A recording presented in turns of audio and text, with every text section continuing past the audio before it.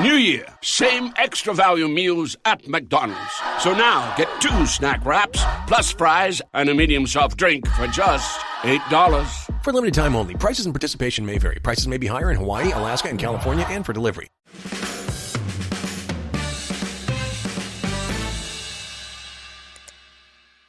Welcome to the NQAT Daily. Today, I'm Ed, here with Isabel from Talk About United. How's it going?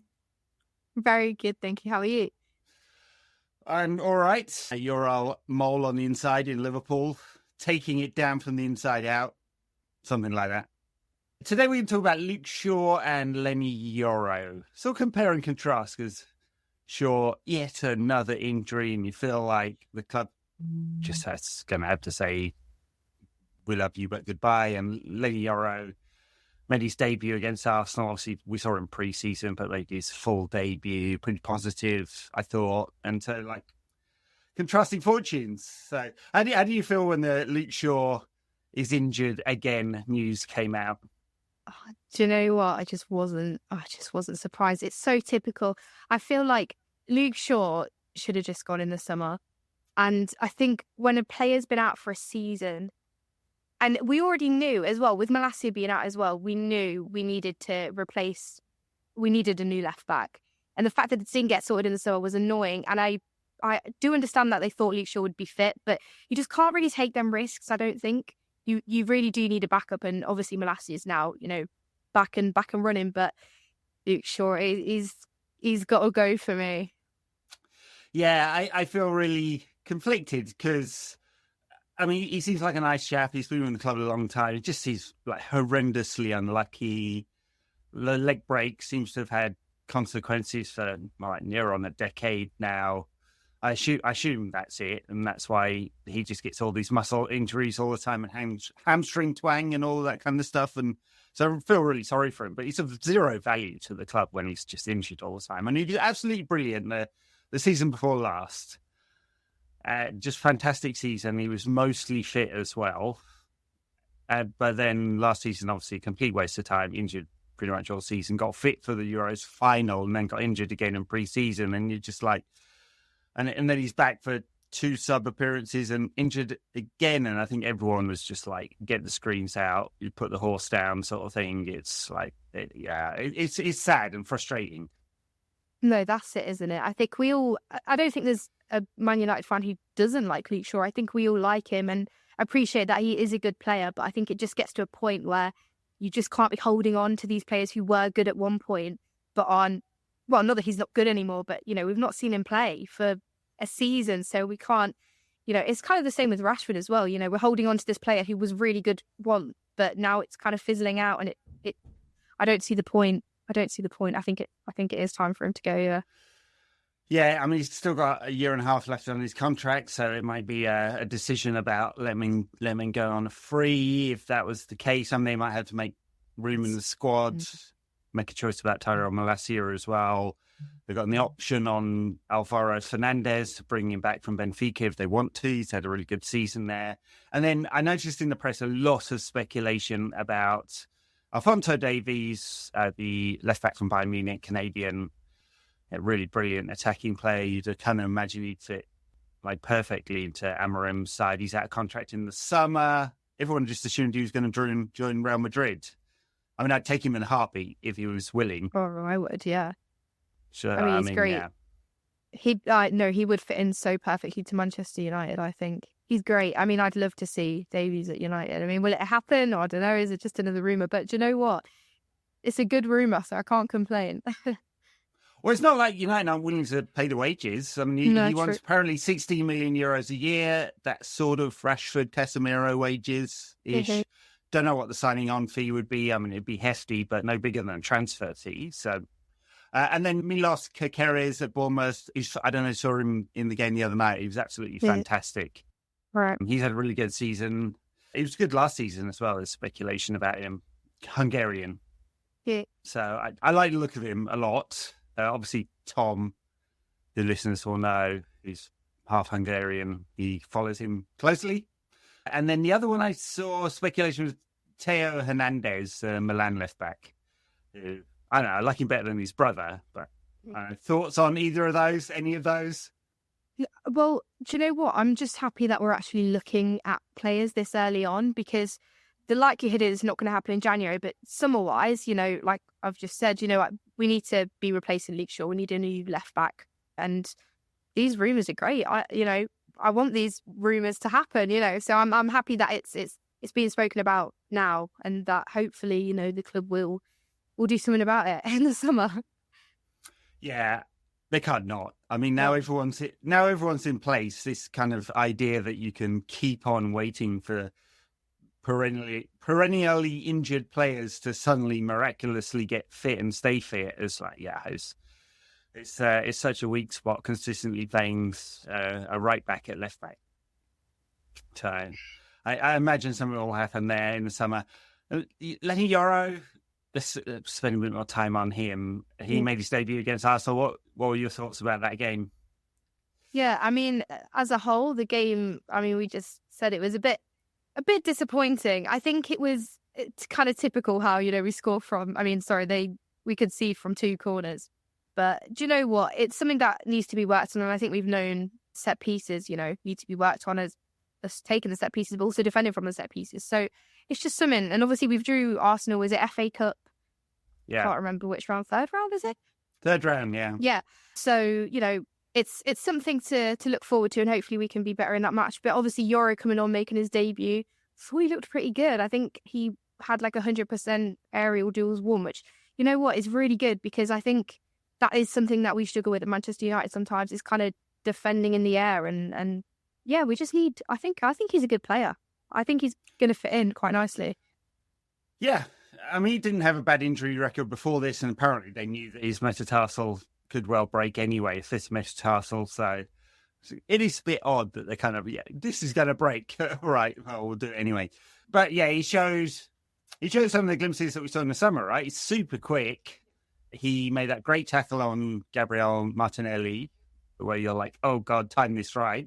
Absolutely perfect. He still played the right side of the back 3. I suspect that would be where they'd deploy him, I guess. Maybe not every game from now on in, but because he's 19 or whatever. And his passing range is all right. Maybe not brilliant, but all right. I think we saw that a bit in the summer too. Like, looks like a good player, doesn't he? And Ruben Amorim's talked about him a lot already. Yeah, he's definitely a confident young player, which I think is, something that is kind of vital to a team. I think having these young players are good. Obviously, we've seen it in Manu, got Garnacho. I think I like the confidence, from a young player. And look, I think he's really good. I think obviously, it's going to be working him into this team, and will Amorim use him, every single match? I don't know. He's still kind of figuring out this team, but definitely getting Yoro into this team, I think, is important, because, we bought him in the summer. Let's work him in. And I think he's definitely got a place in this team. But I'm excited to see more of him, definitely, because obviously we haven't seen too much of him yet. A little bit in pre-season, and then just that little Arsenal kind of debut. But I do think he'll start tomorrow. I don't know. Do you? Yeah, maybe could be. He's not had a lot of minutes. I'm not sure that we know what Amorim's philosophy is on giving players minutes, but he clearly wants to protect them because he's used so many in these 4 games. At some point, I'd kind of like him to settle down, and you don't have to play the same 11 every game, because there's a lot of games, and United, if we're successful this season, might play 60 games or something like that. Although it's 2 tough away games in the EFL Cup and the FA Cup, so who knows. But everyone will get minutes, and he wants to protect them. But don't we need to make 6 changes a game? I don't know. I feel uncomfortable with that. But hey, he's paid the big bucks, not me. But I'm sure Leny Yoro will get a lot of minutes. He won't play every game because we got quite a few defenders. Interesting that Harry Maguire came back and was pretty good against Arsenal, I thought. So I thought he was decent. I think the thing is, at the minute, Amorim's just trying to figure out who he really wants. I think for the next couple games, he's going to, test out the waters, test out all these different players. And then I reckon after Christmas, he's going to start to settle and find his starting 11. But he does anyway seems to be a manager who does, make the subs and switch around. And do you know what? I don't hate it. I would like to see a consistent team generally, but I do like to see, player rotation. Obviously, prevents, more injuries from happening, I guess. And if we've got these matches in the week as well, it is good to rotate. So, yeah, I don't mind it, to be fair. I don't know. What do you think? Do you?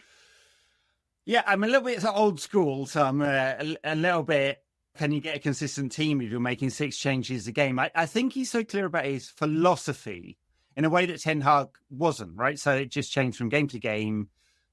Systems, approaches, you just never knew. He didn't know. No one had any confidence in it.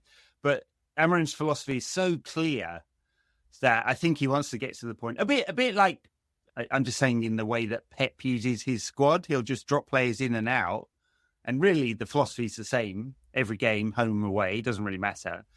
And I suspect Amorim will be like that in the end. I mean, we were quite defensive against Arsenal. I don't know that will be the case all the time, actually. With Sporting, certainly weren't. So, and I think that allows you to just drop players in and they should be comfortable. I mean, he's got the confidence, right? The whole back 5 changed their positions and just moved them all around. And in that first half, Arsenal, they were like super well structured. And you're like, oh, this is a team.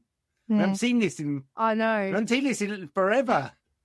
Ages. Do you know what? I think in a way, I don't know, but one of the things that I did pick up from Ten Hag was he was so hesitant to make substitutions often. Like he would wait until... I think he brought Ahmad on once in like the 91st minute and it was like +4 minutes. I just don't see the point in them kind of substitutions. So I actually do like that Amorim is, he's going to... If he's making the subs, he's making them and he makes them early, which I do quite like. But yeah, the fact that he's just switching it around mid-game, I find it mad. But I think it's great. It's great to see. It's nice to see a manager who has a plan and clearly, wants to win the match and will do anything to win the match. Change the style if he needs to, change the players. I quite like it. Look, he has the confidence in himself. He seems to really, and he's very clear. He said in one of the interviews after the game the other day, oh, maybe I'm saying too much. But he's been very, very clear in his communication about what he's talking about. But like just generally, he said, hey, it's easier to sort the defence out and it takes much more training time to build the patterns in the attacking third. And coming back to our sort of topic of Shaw and Yoro, I feel like they will benefit from like, okay, this is how we work in the build up from defence and our defending out of possession stuff, and this is how we're going to defend, and this is our structure, and it's really clear. And like Leny, if you're playing this week, this is what you do. Luke Shaw, I can't imagine they're thinking about him as a left wing back ever, really, just the physicality of that now. So it's like if he's fit, they'll drop him into the left side of defence if and when Martinez is injured, because he gets injured and suspended all the time, and a bit. Some minutes till the end of the season, then we'll make decisions in the summer. And I feel like it'll benefit both of them, like to manage the minutes and manage the development in Yoro's case. No, definitely. That's it. Just building this player up. And I think I've said it already, but I do think there's definitely a good player in Yoro. So, like I said, I'm excited to see his journey at Manchester United. He's just getting started. So, yeah, I like how he's going about it. Very good. Yeah, I put my French shirt on today. Not like an Englishman wearing a French shirt. It's a disgrace head. But I bought this for Rafa Varane, and he's not quite the same as Rafa Varane. Perhaps not silky. Leny Yoro, and definitely quicker. But we tried to get Rafa Varane when he was 18, 19. And obviously he went to Real Madrid, and instead we went off and bought Chris Smalling and Phil Jones. Didn't quite work out the same. Similar players. Yeah. Well, hey, to be fair, I mean, Chris Smalling was always a bit more agricultural, but Phil Jones, when he was 18, was like considered to be absolutely brilliant, and then he just couldn't stay fit. Rather like Luke Shaw. So, yeah, I mean, if Leny Yoro has half the career of Rafa Varane, then he'll have a fantastic career. And I don't see why not. He looks a really good prospect. I'm super excited about him. Obviously, like, massive fee, and he's on big wages for a young kid. So the expectation levels are there. And I think, I don't know how you feel. Like, I suspect everyone will look at him and go, well, it's a huge amount of money. It's a bit different than being an academy kid. you give them a bit of time, and the expensive players tend to come under pressure a bit more quickly. It's yeah, I mean, it's a risk, putting this much pressure on a young player because, he's still probably got a lot of learning to do and he's got to prove himself for Manchester United, but so does any player. I mean, I try to not look at age. I'm looking at, individual players and how much we're spending on them and, then I'll choose their performances. But yeah, no, we'll see how Yoro gets on. I'm excited. Very good. Well, Amorim has no worries about playing young players. I mean, he had a 16-year-old on the bench at Arsenal, Kalkani. Exactly. So, yeah. And his good. sporting side were full of young kids. So, yeah, I have no worries about it. All right. I guess that's it. Luke Shaw we will not see on Saturday, sadly. Leny Yoro, we definitely will, whether it's from the start or on the bench. I'm sure we'll see some minutes from him. Good luck to him. Come on, United. We're back to 13th. It's not good, look. Come on. All right, Isabel, Talk About United is your channel. Thank you very much. Good to see you again. And I'll catch you soon. And everyone, thanks for listening. Bye now.